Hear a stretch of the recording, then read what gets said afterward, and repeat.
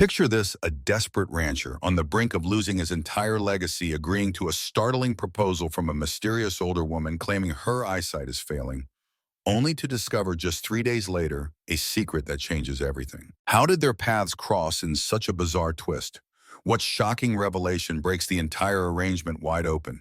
And most importantly, can this strange partnership somehow lead to redemption and a new future for them both? These are the burning questions at the heart of this story, where themes of grief, resilience, and unexpected alliances collide on the sweeping Montana plains. If you're curious to learn how it all unfolds and what becomes of the rancher who risked everything, make sure to keep reading until the end. And before you dive in, remember to subscribe to our channel for more exciting, heartfelt tales just like this one. Henry Brooks stood in the biting cold outside the Mapleton First National Bank, his breath forming pale clouds in the winter air. At 42, he was every inch the weathered Montana rancher, broad-shouldered from years of hard physical work, his face etched by the sun and wind. He had inherited Sundance Valley Ranch from his father 15 years ago, but a series of disasters, drought, plummeting cattle prices, and his own grief over losing his wife, Catherine, to cancer, had left him teetering on the brink of foreclosure. As he pushed open the bank's heavy door, a bell chimed above him, a dissonant note against his somber mood. Inside, Martin Oliver, the bank manager, and an old high school classmate, gave Henry a sympathetic but firm look. Henry sank into the chair opposite Martin's broad desk, hat in hand. "I'm here to ask for an extension." He began, keeping his gaze steady, even though his heart felt like it was thrashing in his chest. "The cattle market might bounce back come spring, and I've got a few leads on possible sales. If I can just get a little more time." Martin sighed, shuffling through paperwork. "We've already given you longer than we usually offer. The board doesn't want to carry bad debt. You have until the end of the month to come up with the $75,000. If you don't, Sundance Valley Ranch reverts to us." Those words landed with a brutal finality. Henry quietly placed his worn Stetson on his head and stood. Martin, sensing the futility, gave him one last glimmer of kindness. "There's always part-time work at Willow Glen Ranch," he offered. "Stephanie Crowley's have been looking for reliable help." "It's honest work, Henry." The notion of toiling on another person's spread made him bristle, yet he managed a curt nod. He walked out to his vintage pickup, the heater barely combating the icy wind. As the truck groaned over the snowy roads back to his ranch, Henry took a moment to survey the property from the hill that overlooked the main house. The two-story farmhouse, old barn with a sagging roof, and barren pastures coated in white, all symbolized his family's legacy, and now his greatest burden. Inside, a quick sip of bourbon from a dusty bottle offered the smallest warmth against the stark loneliness of the house. Catherine had passed away 5 years earlier, and her absence echoed in every corner. They had dreamed of a bustling ranch, children laughing in the yard, and holiday gatherings that filled the rooms with life. Instead, he felt only the hush of unoccupied rooms and the pang of unfinished hopes. Henry was startled from his thoughts by the jangling ring of the landline. Almost no one called him at home anymore. Hesitantly, he lifted the receiver. "Brooks' residence," a woman's cheerful voice answered, introducing herself as Hannah from the Mapleton Elder Care Center. She explained that a new resident named Diana Harrington wished to speak with him. The name didn't ring a bell, but curiosity pricked at Henry. He had no idea why anyone at the facility, especially someone he barely remembered, would have urgent business with him. Yet the request seemed earnest. He told Hannah he would come by in the morning, suspecting it might be some small errand or chore. That night, Henry pored over old ranch ledgers, searching for a miracle that wasn't there. Even as the biting wind rattled the windows, a flicker of strange hope formed. Maybe there was a small chance this new acquaintance, Diana Harrington, had a job proposition or some other lifeline. Henry had no idea that the conversation awaiting him would be more than a mere offer of employment. It would be a proposition that would alter his life in ways he could never imagine. The Mapleton Elder Care Center was the newest building in town, a modern single-story affair set apart by well-kept gardens, wide hallways, and large windows that let in as much natural light as Montana's winters would allow. When Henry arrived the next morning, he found himself feeling oddly self-conscious about his tattered boots and faded jeans. The reception area had the quiet hum of a professional environment, a far cry from the creaky, lived-in warmth of Sundance Valley Ranch. Hannah, the perky receptionist, recognized him immediately and gave a bright smile. "Mrs. Harrington is expecting you in room 114. Mr. Brooks." He followed the corridor's thick carpet until he reached the open door and knocked lightly on the frame. "Come in," called a cultured voice. Henry stepped inside, surprised by how large and tastefully furnished the room was. A woman in her early 70s sat near the window, her hair a lustrous silver, her posture regal. She gave him a warm, slightly tentative smile. "You must be Henry Brooks," she said, her Boston accent subtle but distinct. "Thank you for coming. I'm Diana Harrington. Please have a seat." Henry eased into a chair across from her, feeling distinctly out of his element. "Of course, ma'am. You mentioned having something important to discuss." She folded her hands in her lap. "I won't waste time. I've heard you're facing foreclosure on Sundance Valley Ranch." Henry stiffened, the shame of it all. Too raw. Mapleton was small. Rumors spread fast. "I'm sorry to bring it up so abruptly," Diana continued, "but I have a great deal of money and very little time. My vision is failing, and the doctors tell me that within a year, I may be legally blind.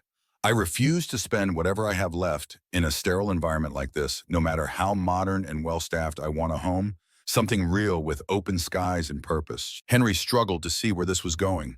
"I'm sorry to hear about your health, but how does that involve me?" She took a breath and met his gaze, her own eyes narrowing as though focusing on his silhouette. "I'm proposing a marriage of convenience," she said plainly. "I'll pay off every cent you owe the bank, plus the cost of needed repairs on the ranch. In return, you will give me a place to live, help me when my eyesight deteriorates, and treat me with honesty. Upon my death, the ranch remains yours. My personal funds and belongings will go to my designated charities." Henry nearly shot out of his chair. "Marriage? That's not... Are you serious?" "As serious as a person can be," Diana replied. "Your ranch is going under in a matter of weeks. I have the means to save it. You can keep your legacy intact, and I gain the dignity of living out my days in a genuine home, not a facility. We both get what we need." For a moment, Henry felt as if the room had tilted. The proposition was surreal, unthinkable. Yet desperation tugged at him. The final payment deadline loomed, and he stood to lose everything. Diana clearly perceived his dismay because she gently handed him a folded contract. "Take it, read it, consult your lawyer if you wish. I'll need your decision within a week. And Henry, I'm not looking for romance. I'm looking for mutual benefit." Henry spent a sleepless night at his kitchen table, the contract and a bottle of bourbon side by side beneath the dim overhead light. The terms were spelled out in almost clinical detail. A legal marriage for convenience, only with separate bedrooms and straightforward obligations. Diana would transfer enough money to cover the foreclosure threat and invest in needed improvements. In exchange, Henry would be her caregiver as her eyesight deteriorated, reading to her, driving her to appointments, helping her maintain some independence. After her passing, Sundance Valley Ranch remained entirely his. It sounded outlandish, but the logic was unassailable. If he refused, he'd lose the ranch, his home, his family's legacy. The next morning, he phoned his longtime friend and lawyer, Luke Navarro, explaining the situation with a mixture of shame and disbelief. Luke listened silently before letting out a low whistle. "It's unorthodox," he said, "but legally sound. If Diana is of sound mind, the contract is clear. No hidden tricks." That same evening, Henry returned to the Elder Care Center. Diana was waiting in the courtyard, a wool blanket draped over her knees despite the indoor heating. "You've decided," she said calmly, not a question but a statement. Henry nodded, removing his hat. "I'll do it. But I want you to know this is about saving the ranch. I lost my wife 5 years ago, and I'm not exactly looking for a second marriage. However, if this is truly what you want..." Diana reached out, found his arm with surprising accuracy, and gave it a gentle squeeze. "I assure you, Henry, this arrangement is what I want. I value my independence, and I have no living family. If this is how I can secure a semblance of normal life before my vision fails, then so be it." They set the date for a small civil ceremony. The following week, word spread through Mapleton like wildfire. Henry, typically stoic, braced himself for gossip and pitying looks. But he'd faced worse heartbreak. He could handle rumors if it meant keeping Sundance Valley Ranch afloat. When the day came, they stood before a local judge in a 10-minute ceremony. Diana wore a tasteful navy dress. Henry donned his best and only suit. Luke served as witness, along with Hannah from the Elder Care Center. The marriage certificate was signed, and just like that, Diana Harrington became Diana Brooks. They drove back to the ranch in Henry's old truck, passing the snow-laden fields and skeletal trees. Diana seemed genuinely pleased, leaning forward to catch glimpses of the landscape through the windshield, though she often squinted as if trying to focus. She asked Henry about the property's history, how his great-grandfather had settled here after the Civil War. and how each generation had expanded the ranch bit by bit. Henry found himself talking more than he had in years, pointing out favorite views and sharing family anecdotes. The house was chilly when they arrived, and Henry quickly set about lighting the wood stove while Diana removed her gloves, her motions slow and deliberate. She insisted on helping prepare tea, feeling her way around the kitchen as he described where each item was kept. This odd domestic dance was both awkward and surprisingly comforting, a quiet understanding that each needed something from the other. Later, after she had retired to the newly prepared guest bedroom, Henry sat alone on the couch. In the flicker of the dying fire, he stared at the ring on his left hand. It felt heavy, not just a piece of metal, but a promise he'd never envisioned making.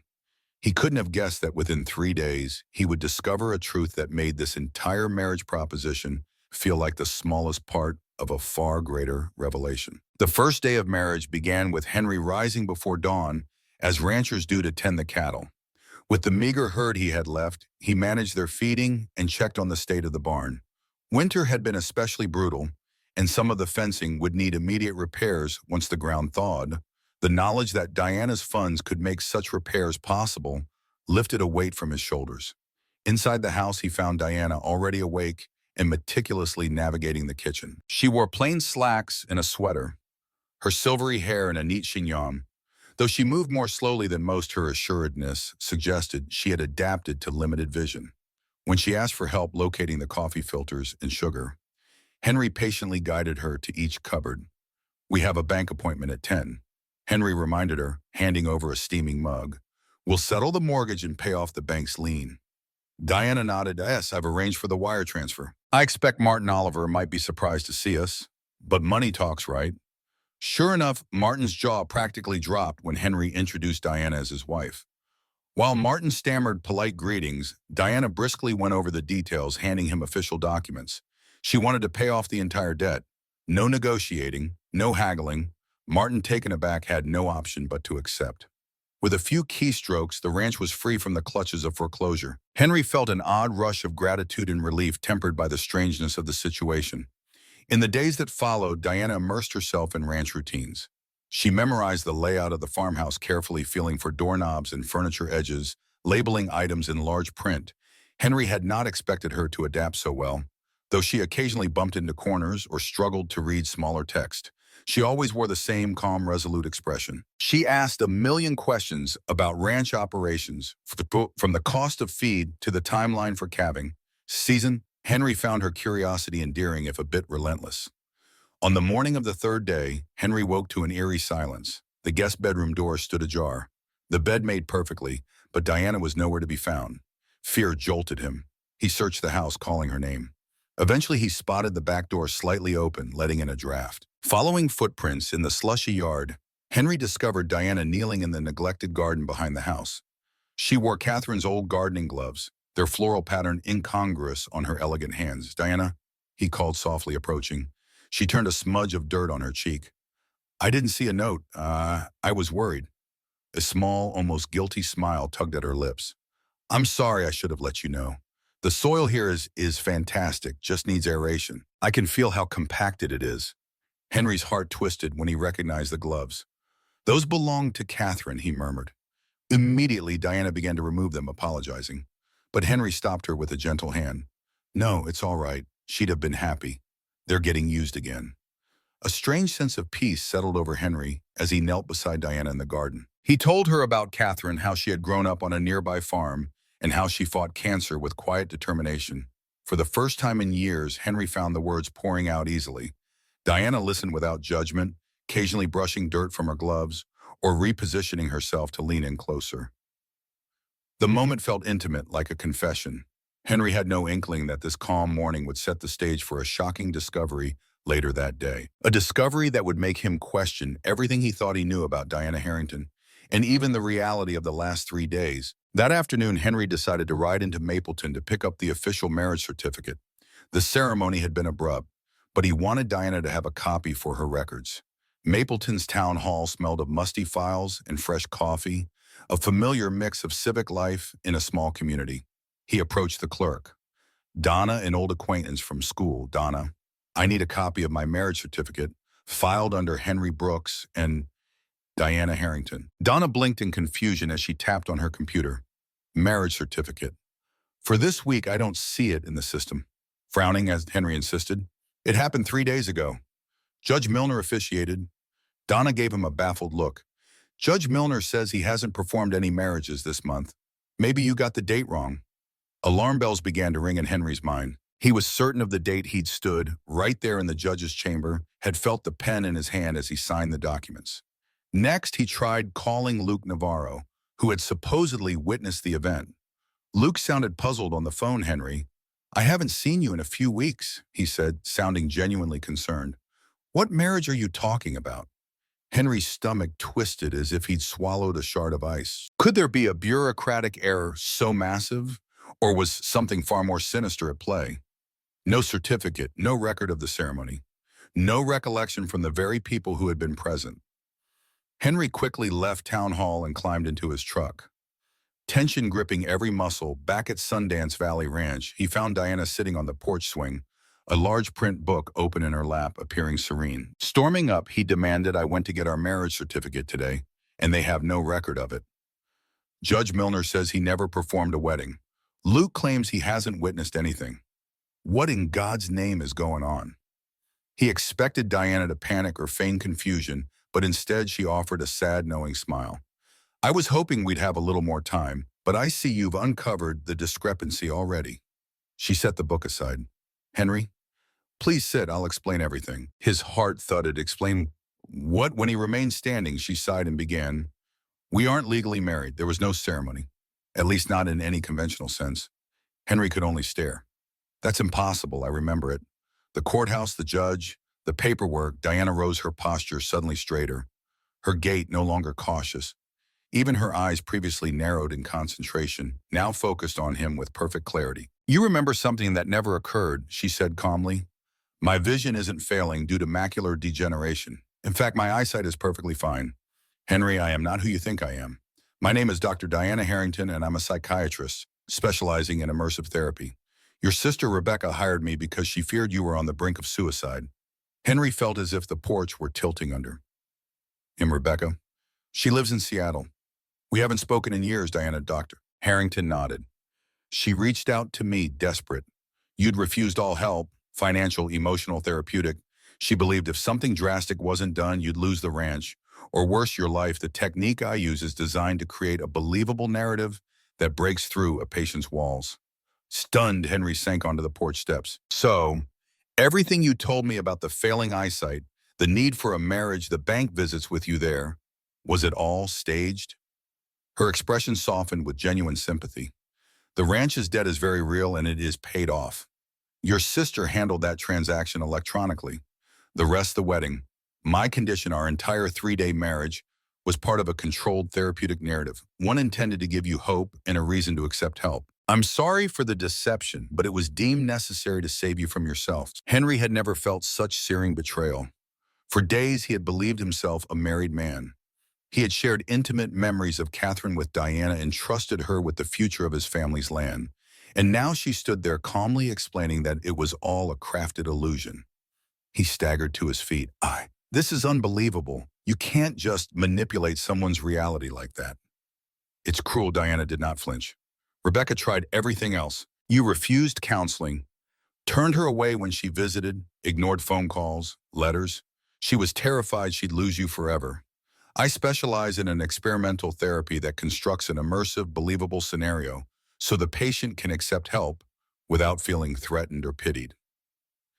And it worked. You opened up about Catherine, recognized your need for financial assistance, and even began planning for the ranch's future. Fury warred with dawning comprehension in Henry's mind. He recalled how Luke and Judge Milner had supposedly been involved, except now they denied all of it. In the bank meeting, Martin Oliver's wide-eyed surprise had been genuine when Henry and Diana showed up together. Perhaps Martin only saw the funds come in electronically, and Henry merely believed he saw Diana orchestrating it. Why reveal this now? Henry demanded, voice hoarse. If you can fabricate a whole world, why not keep the ruse going? Diana looked genuinely apologetic. Because the narrative was only meant to last until you crossed the critical threshold when you saw there was hope. Once you tried to get an official certificate, we had to come clean. Letting the fabricated scenario drag on would be unethical and damaging in the long run. Your sister and I always intended to transition you back to reality. We just didn't anticipate it happening on day 3. Henry pressed his palms to his temples. Suddenly, every detail from the past few days felt suspect. What about the calls from the elder care center? Were they even real? She shook her head. No, I approached you directly at the ranch when you were in a vulnerable state. The phone call was part of the induced suggestions. Grief, stress, and fatigue made you more susceptible. It's complicated, but your sister wanted to ensure you had a context in which you'd accept financial rescue as something other than charity. He thought back to the final night before he supposedly went to see her at the elder care center. Hadn't he been drinking more than usual? The memory was hazy. So the final outcome? The ranch is paid off, but we are not actually married. That's correct. The money is real, Rebecca's money. She wants nothing in return except for you to keep Sundance Valley Ranch alive. She believes Catherine would have wanted that too. Henry shoved his hands in his jacket pockets, staring out at the barren fields. He felt unmoored, humiliated, yet also strangely free. The ranch was saved. He didn't have to shoulder crippling debt or face foreclosure, but it came at the cost of a bizarre deception. So now what? He asked, voice trembling with confusion and residual anger. That's up to you, Dinah said softly. I can leave Mapleton now if you never want to see me again. Or I can stay a few more days to help you piece together what was real and what wasn't to ensure you aren't left reeling. Rebecca wants to know if you'll speak with her. She's been waiting for your call. She cares about you enough to risk this unorthodox approach. Henry's eyes burned, though he refused to let tears fall. I need space, he murmured. I need to figure out how much of my mind is my own. Henry holed up in his office, the one Catherine had painstakingly decorated years before, staring at the dusty framed photos of family gatherings. In one, his sister Rebecca was still a teenager, back before she left for Seattle, back before their parents died in a highway accident. He tried to reconcile the sister he once knew with the woman who would orchestrate such a scheme. Eventually, anger pushed him to pick up the phone. Rebecca answered on the third ring, her voice tremulous with hope. Henry, oh my God, is that you? He inhaled sharply. Yeah, it's me. So I suppose you want to explain yourself. A pause, then she spoke in a rush.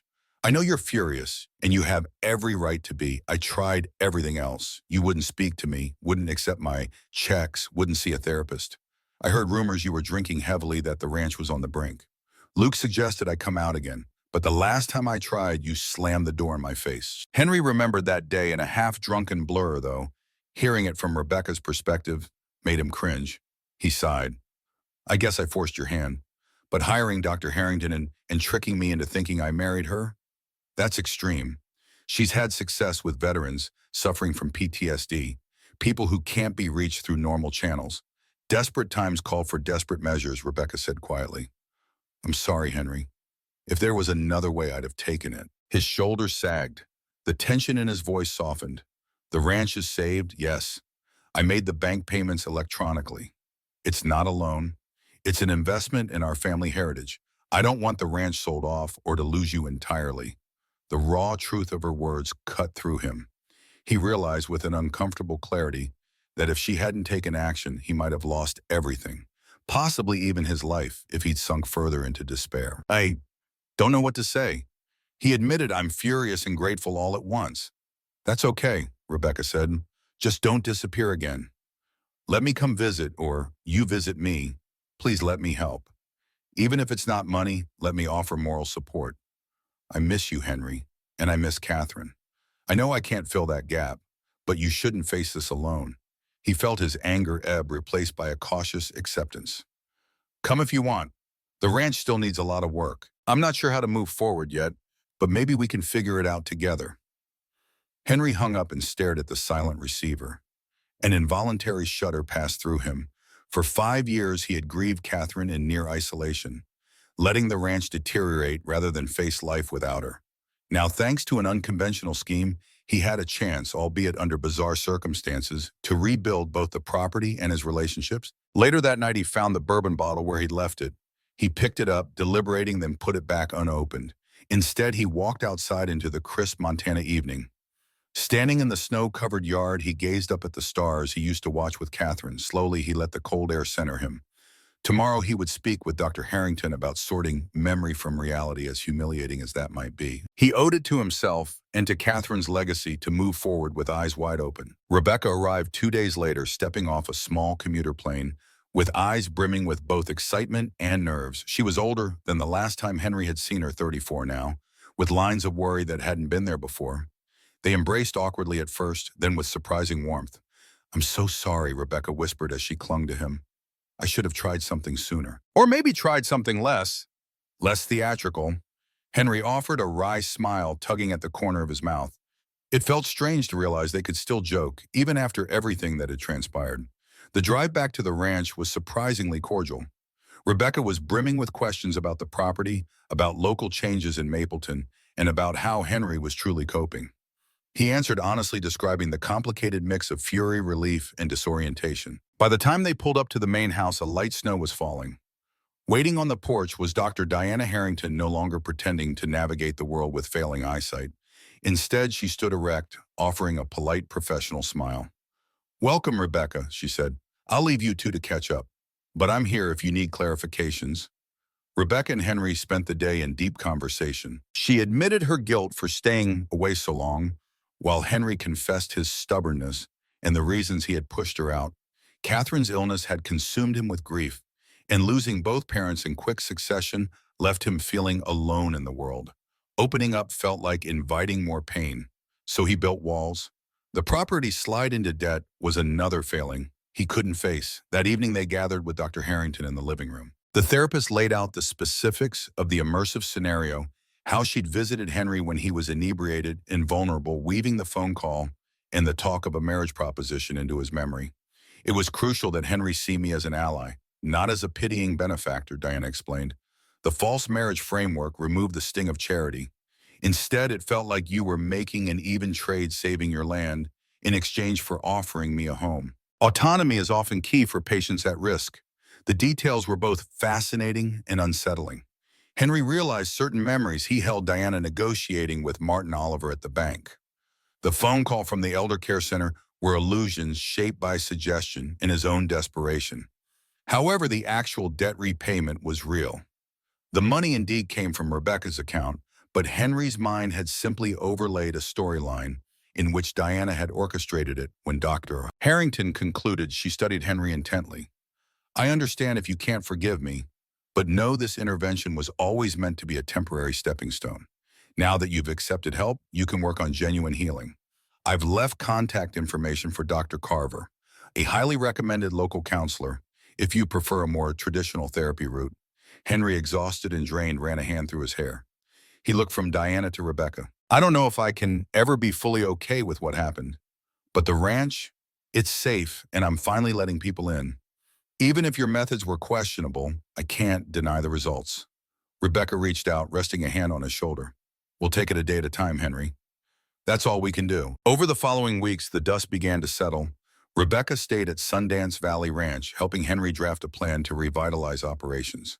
They talked about diversifying into organic beef or farm-to-table produce, ways to weather the tumult of the cattle market. Dr. Harrington, after spending some time meticulously deconstructing the false memories with Henry, departed for Boston. She left a promise to return if needed, but felt he was stable enough to proceed without constant supervision. Initially, Henry experienced nightmares, jumbled scenarios where Catherine, Diana, and Rebecca blurred into one figure, each demanding he save the ranch in a different way. But by the second month, he found some solace in routine. He rose early, did the chores, consulted with Rebecca on finances, repaired fences, and slowly cleaned out old rooms in the house that he had left untouched since Catherine's passing. One of the biggest surprises came when Stephanie Crowley, the widowed owner of Willow Glen Ranch, dropped by to congratulate him on marrying some fancy widow from out east. The rumor mill still churned half-truths, even though no one had seen Diana around Mapleton in weeks. Henry had to navigate the delicate dance of explaining that his marriage wasn't quite what it seemed without revealing the entire bizarre truth. Stephanie seemed intrigued but didn't pry too deeply. Instead, she offered him a chance to collaborate on water rights and grazing rotations, which could benefit both ranches. He accepted, grateful for something normal. As the winter snows melted into spring, Henry threw himself into the land, employing new seeding methods that Rebecca found through her research. They spent hours combing through agricultural grants, applying for programs that promoted sustainable ranching. The infusion of Rebecca's money paid for immediate debts, but Henry's pride insisted on making the ranch profitable again without further handouts. Slowly, the Brooks siblings rediscovered the rhythm of working together. They unearthed old dreams Catherine and Henry had once discussed, building a greenhouse to grow specialty produce. Rebecca had once studied ecotourism possibilities. The more they brainstormed, the more Henry realized he hadn't truly thought about the future since Catherine died. Instead, he'd only been treading water. Occasionally, Henry updated Dr. Harrington via phone or email.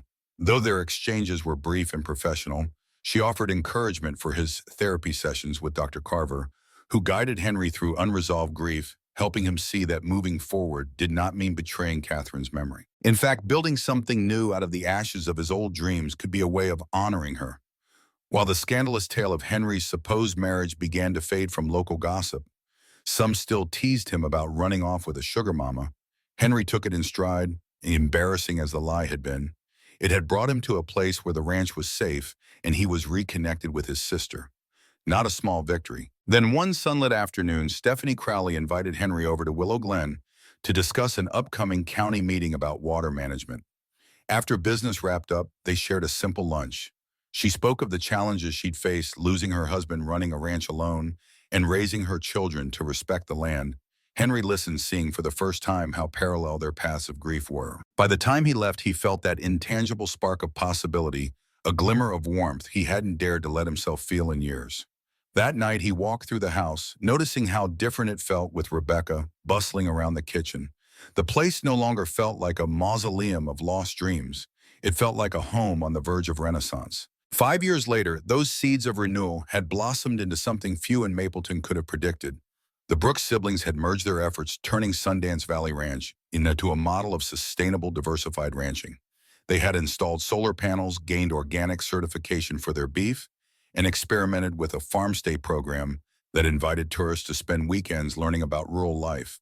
Word spread, and soon articles and visitors trickled in from across the state. Rebecca balanced her job in Seattle with frequent trips to Montana, eventually shifting much of her business consulting work to a remote arrangement. She took on more responsibilities, overseeing grants and marketing, while Henry handled the day-to-day ranch duties. Their synergy was remarkable. Two siblings who had once barely spoken, now forging a prosperous future built on trust. Stephanie Crowley, meanwhile, proved an invaluable collaborator. She and Henry coordinated breeding schedules for optimal herd genetics, partnered on communal grazing patterns, and tackled joint water rights issues with the county. Over time, a deeper connection grew between them, one built on mutual respect, shared grief, and a strong sense of responsibility toward their land. They married in a quiet outdoor ceremony near the boundary line between Willow Glen and Sundance Valley, symbolizing how two separate legacies could unite for a stronger future. Henry felt a twinge of sadness that Catherine couldn't witness this new chapter of his life, but he also sensed her blessing, as though she would be proud he had finally emerged from his isolation. On a crisp autumn day, Dr. Diana Harrington pulled into the ranch driveway, this time as an invited guest rather than a secret orchestrator. Henry and Stephanie greeted her warmly. Dr. Harrington's research on immersive therapy had garnered both accolades and controversy in psychiatric circles. She had come to Mapleton for a conference in a nearby city with an offer to write a formal case study about Henry's experience if he consented. They chatted over coffee at the main house, now renovated with bright windows, modern wiring, and solar-powered heating. The subtle presence of Catherine lingered in old family photos, but there were also new photos featuring Stephanie's children, as well as Rebecca's fiancé and the ranch's staff during summer gatherings. In every corner of the house, one could sense the marriage of past and future grief and hope. "I'm not entirely sure I'm comfortable being your poster child," Henry teased, though a vestige of wariness tinged his voice. Dr. Harrington nodded with respect. "I understand. The method we used wasn't typical. Many in the psychiatric field question its ethics, but the outcome here was undeniably positive, both personally and financially." Stephanie, ever pragmatic, placed a hand on Henry's shoulder. "You're allowed to be proud of the transformation you accomplished. None of it would have happened if you hadn't chosen to embrace change once the door opened." Henry sipped his coffee, considering. "There was a time I was sure I'd hate you forever," he admitted, turning to Dr. Harrington. "You twisted my perception of reality. But after a lot of therapy and self-reflection, I realized how far gone I was. If you hadn't forced me to accept help, I might not be standing here today. A soft smile curved across Diana's lips, if it makes you feel any better. I've tightened the protocols for immersive therapy since then. I focus more on partial narratives instead of total illusions. It's rarely used now, except in life or death situations, people with severe PTSD or imminent risk. Henry exhaled slowly, letting the tension dissipate. That does make me feel better. For a long time, I questioned my own sanity, but I can't argue with the results. The ranch is thriving. My sister and I have a great relationship, and I've even found new happiness with Stephanie. They concluded the day with a tour around the sprawling property. Henry was proud to show off the new greenhouse, the solar array, and the stable where a few rescue horses now lived. Large fields stretched out under the Montana sky, dotted with well-maintained fences. No longer did the ranch appear run down and neglected. It shone with a sense of renewed purpose, a testament to how even the darkest chapters in life can birth fresh starts. When Dr. Harrington finally departed, Henry felt a poignant wave of closure. He and Rebecca stood by the gate watching Diana's car wind down the gravel road. "Hard to believe that 5 years ago I was on the brink," Henry said softly. Rebecca linked her arm through his. "You came back from it, though. And look what you've built. Catherine would be proud." He swallowed a lump in his throat, gazing at the distant mountain line. "I think so, too." Later that evening, a quiet gathering formed around an outdoor fire pit at Sundance Valley Ranch. Henry, Stephanie, Rebecca, and a handful of close friends celebrated the season's final harvest of vegetables from the greenhouse. Over the crackling flames, they passed around mugs of warm cider, discussing everything from the success of the farm stay program to the recent birth of a healthy calf. Laughter rippled through the group, the kind of laughter that comes from knowing you've all helped create something worthwhile. Henry glanced up at the stars. They shimmered across the velvet sky, the same stars he used to gaze at with Catherine. Pain still existed, an undercurrent of loss that never truly vanishes, but it no longer held him prisoner. He had learned that carrying forward didn't mean erasing the past. It meant forging a future shaped by memory, yet open to new love, new challenges, and new triumphs. Leaning against Stephanie's shoulder, he closed his eyes momentarily and remembered that snowy day years ago when he thought he was standing before a judge, marrying a woman 30 years his senior to save his ranch. The memory still felt surreal, a haze of confusion. But from that strange seed had grown an unbreakable bond with his sister, a revitalized ranch and a life fuller than he dared imagine. If there was ever proof that disasters could become opportunities for rebirth, he thought, Sundance Valley Ranch was it. At some point, Stephanie nudged him gently. "What are you thinking about?" A slow smile spread over his face. "Just how grateful I am for everything. Even the crazy parts that led me here." She lifted her mug in a toast. "To crazy parts then, and to all the good that follows." Henry raised his own mug. The firelight illuminated the gold band on his finger, a very real wedding ring. This time forged in genuine partnership rather than desperation. "To all the good that follows," he echoed, and they drank to the future, a future that was at long last undeniably theirs to shape. Looking back on this extraordinary journey, it's clear that sometimes what appears to be the greatest setback can become the catalyst for genuine transformation. The rancher's world may have been turned upside down by a fabricated arrangement, but the path it opened led to unexpected friendships, deeper family bonds, and ultimately, a thriving future for the ranch he fought so hard to protect. In my view, this story shows us that hope can emerge in the most unconventional ways, proving that trust and vulnerability, no matter how difficult, can spark a new beginning. I'd love to hear your thoughts on this tale. Comment below and let's discuss what resonated with you the most. And remember, stay tuned, stay subscribed, and keep sharing your feedback.